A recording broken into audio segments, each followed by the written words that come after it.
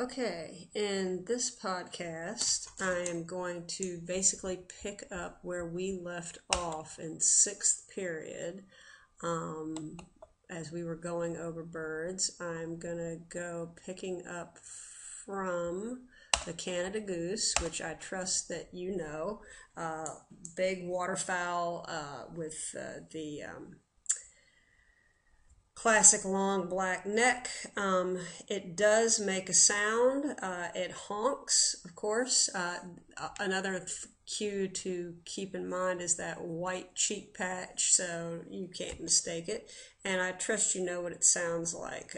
It's on the CD. I'm not going to play it here because I'm going to move on to the next slide.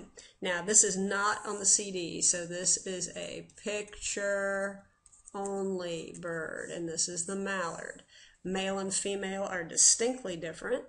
You all know what a mallard looks like. They're really common ducks, and the male, of course, has the characteristic green head, rusty brown breast, the yellow-green bill. The female is much more drab. Of course, she's more concerned with camouflage.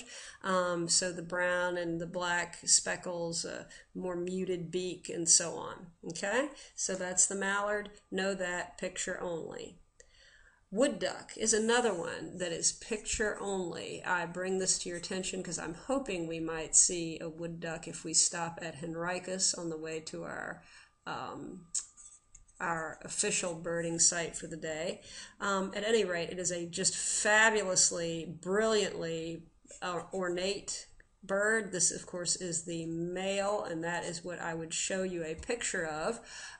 The bright green head, but it kind of mutes out to some blacks and iridescent blues and so on.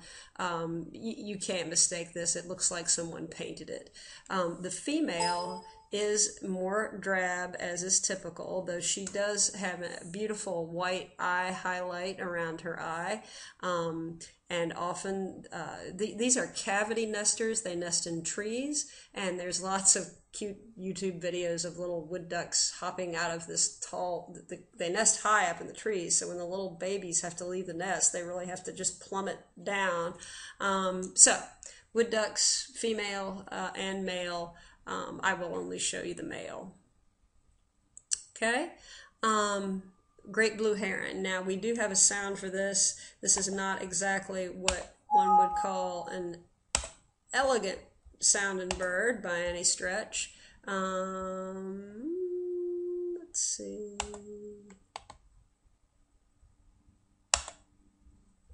All right.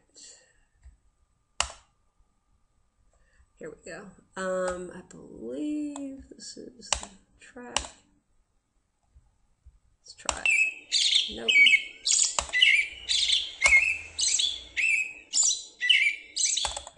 Great blue heron. There he is. Okay.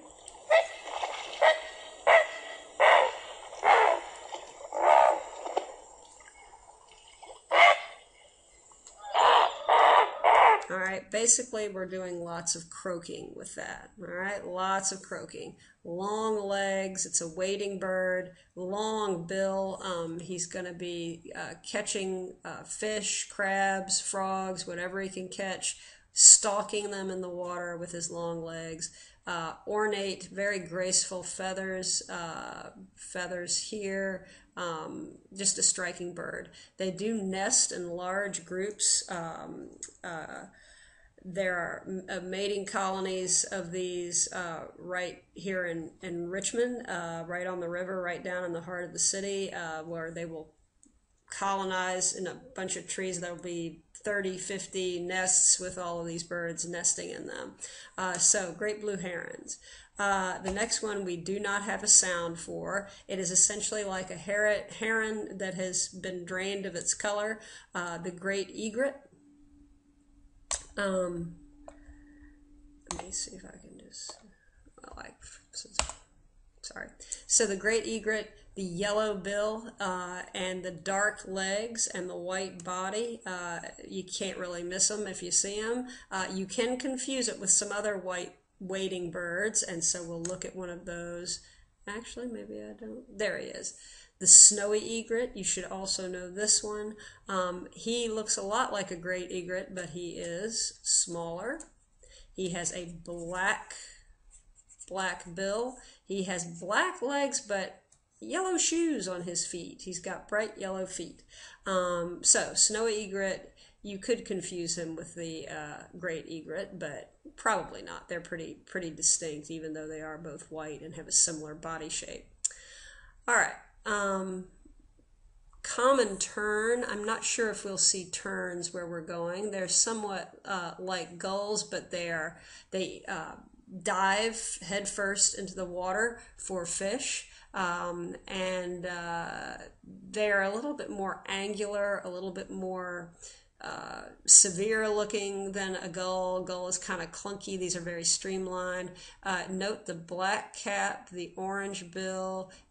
They're very delicate, streamlined, elegant looking flyers. So that's a tern. They kind of are gull-like, would be found in the same kinds of places, but a little bit different.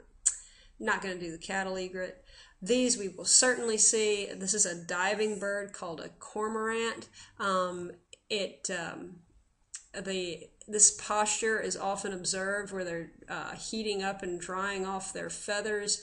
I've heard people say that it's to kill parasites that are on the feathers, but honestly, I think the more accurate reason they do this posture is to dry their feathers well, because they don't have a very good oil on their feathers for waterproofing, because they are a diving bird. And remember, oil tends to make things more buoyant.